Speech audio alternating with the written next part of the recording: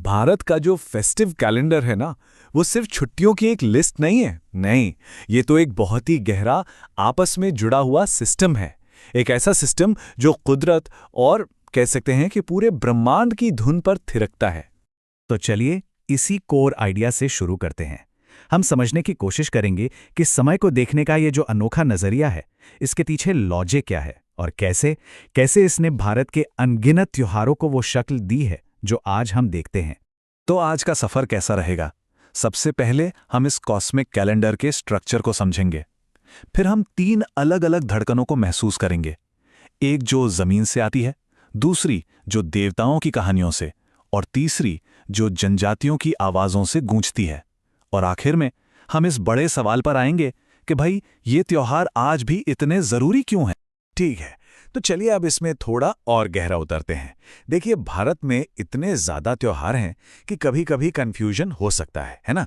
लेकिन अगर हम इन्हें इनके असली मकसद या कह लीजिए इनके ड्राइवर के हिसाब से ग्रुप में बांट दें, तो पूरी तस्वीर एकदम क्रिस्टल क्लियर हो जाती है। और ये हैं वो 3 मेन ड्राइवर्स। पहला, कृषि से जुड़ा, यानी वो सब कुछ जो जमीन, मौसम और फसल से कनेक्टेड है। दूसरा, पौराणिक, मतलब देवताओं और महाकाव्यों की वो कहानियां जो इन त्योहारों में फिर से जी उठती हैं। और तीसरा है पैतृक। ये वो त्योहार हैं जो सीधे सीधे भारत के आदिवासी समुदायों, उनकी पहचान और उनकी अनोखी परंपराओं से जुड़े हैं। बस यही फ्रेमवर्क है जिसे हम आज फॉलो करने वाले हैं। तो चलिए पहले ड्राइवर से शुरू करते हैं, धरती की लय। असल में भारत के बहुत से त्योहार फंडामेंटली मौसम, फसल और जमीन से जो हमें मिलता है उसके लिए एक थैंक यू कहने का तरीका है।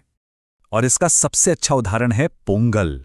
पता है, इसका तो नाम ही पूरी कहानी कह देता है। पोंगल का मतलब ही होता है उबलकर बाहर आना। ये सिर्फ दूध चावल का उबलना नहीं है, ये तो घर में आ रही खुशहाली और समृद्धि के उफान का, उसके ओवरफ्लो होने का एक बहुत पावरफुल सिंबल है। और ये कोई एक दिन का जश्न नहीं है, नहीं, ये पूरे 4 दिन चलता है और हर दिन का अपना एक खास मतलब है। पहले दिन भोगी पर पुरानी चीज़ों को जलाकर एक नई शुरुआत की जाती है। फिर दूसरे दिन आता है असली थाई पोंगल, जब आंगन में मिट्टी की हांडी में दूध और नए चावल उबलकर बाहर छलकते हैं। तीसरा दिन मट्टू पोंगल, उन जानवरों के नाम हैं जिन्होंने खेती में मदद की, उन्हें सजाया जाता है, उनकी पूजा होती है। और आखिर में चौथे दिन कनूम पोंगल पर पूरा परिवार, पूरा समाज एक साथ आता है, खुशियां बांटता है। और यहीं पर एक कमाल की बात दिखती है। देखिए, थीम एक ही है, फसल का जश्न, लेकिन इसे मनाने के तरीके कितने अलग अलग हैं। दक्षिण में पोंगल का उबलता हुआ दूध है, तो उत्तर में लोहड़ी की धधकती आग। और अगर पूर्वोत्तर में जाएं तो वहां माघ बिहू की दावतें हैं। मकसद सबका एक ही है, शुक्रिया अदा करना। पर अंदाज देखिए, कितनी जबरदस्त डाइवर्सिटी है। अच्छा, तो अब जमीन से थोड़ा ऊपर उठते हैं और चलते हैं अपने दूसरे ड्राइवर की तरफ, देवताओं की कहानियां। भारत में कई त्योहार सिर्फ पूजा पाठ तक ही सीमित नहीं है। असल में ये बड़े बड़े महाकाव्यों और दिव्य घटनाओं का एक ग्रैंड रीएनैक्टमेंट है। मतलब उन्हें बड़े स्केल पर फिर से जिया जाता है। और जब बड़े स्केल की बात होती है तो इसका मतलब सच में बहुत बड़ा है। जरा सोचिए, ओडिशा की रथ यात्रा में जो मुख्य रथ होता है उसकी ऊंचाई होती है 45 फीट। ये एक चलती फिरती बिल्डिंग, एक चलते फिरते मंदिर जैसा है। अब जरा इस एक शब्द पर ध्यान दीजिए, जगरनॉट। कुछ जाना पहचाना लग रहा है?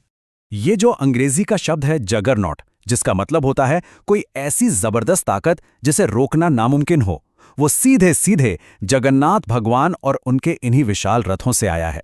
सोचिए, जब लाखों लोग मिलकर इन रथों को खींचते हैं तो वो सच में एक अनस्टॉपेबल फोर्स बन जाते हैं।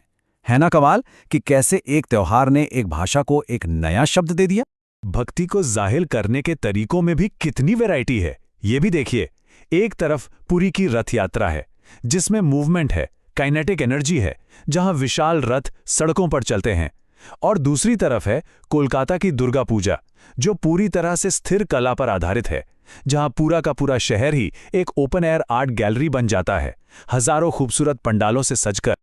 और अब बारी है हमारे तीसरे और आखिरी ड्राइवर की, जनजातियों की आवाजें। ये वो त्योहार हैं जो भारत के आदिवासी समुदायों की अनोखी पहचान, उनकी परंपराओं और उनकी विरासत को जिंदा रखे हुए हैं। इसका एक उदाहरण देखते हैं मेघालय में। वहां गारो जनजाति का एक त्योहार है वांगला, और ये त्योहार देखने से ज्यादा सुनने वाला है, इसकी पहचान एक खास और बहुत ही शक्तिशाली आवाज से है, एक ऐसी आवाज जो पहाड़ों में दूर दूर तक गूंजती है। और ये आवाज़ कहाँ से आती है? ये आती है 100 ढोलों से। जी हाँ, 100। ज़रा कल्पना कीजिए, 100 लंबे ओवल शेप के ढोल एक साथ परफेक्ट सिंक में बजाए जा रहे हैं। वो जो आवाज़ पैदा होती है, वो जो माहौल बनता है, वो बिल्कुल हिप्नोटिक होता है। ये उस समुदाय की एकता और अनुशासन का प्रतीक है। अब थोड़ा और पूर्वोत्तर की तरफ चलें तो नागालैंड में होता है हॉर्नबिल फेस्टिवल। इसे अक्सर फेस्टिवल ऑफ फेस्टिवल्स यानी त्योहारों का त्योहार कहा जाता है, और ऐसा कहने की एक बहुत बड़ी वजह है। ये दरअसल एक ऐसा प्लेटफॉर्म है जहां नागालैंड की 17 बड़ी जनजातियां एक साथ आती हैं। हर कोई अपने यूनिक कल्चर, अपना आर्किटेक्चर, अपने वॉरियर चैंट्स, अपने डांस, सब कुछ दिखाता है। तो ये सिर्फ एक मेला या जश्न नहीं है, ये कल्चर को बचाने का और अलग-अलग जनजातियों को एक साथ लाने का एक जिंदा जागता तरीका है। तो हमने इन 3 ड्राइवर्स को देखा, जमीन से जुड़े, कहानियों से जुड़े और जड़ों से जुड़े। लेकिन सवाल ये है कि इन सबका बड़ा मतलब क्या है? आखिर ये त्योहार समाज के लिए करते क्या हैं? देखिए, ये त्योहार सिर्फ छुट्टियां नहीं है, ये एक तरह के मैकेनिज्म है समाज को एक साथ जोड़ने के लिए, प्रकृति के साथ तालमेल बिठाने के लिए और हमारी उस विरासत को संभालने के लिए जो किताबों में नहीं मिलती।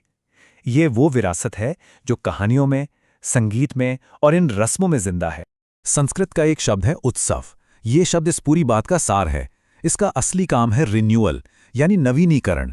फसल के त्योहार मिट्टी को रिन्यू करते हैं, धार्मिक त्योहार हमारी आत्मा को रिन्यू करते हैं, और जनजातीय त्योहार वो समाज के आपसी बंधन को रिन्यू करते हैं। ये एक लगातार चलने वाला एक साइक्लिकल प्रोसेस है। और बस यहीं पर एक आखिरी सवाल मन में आता है।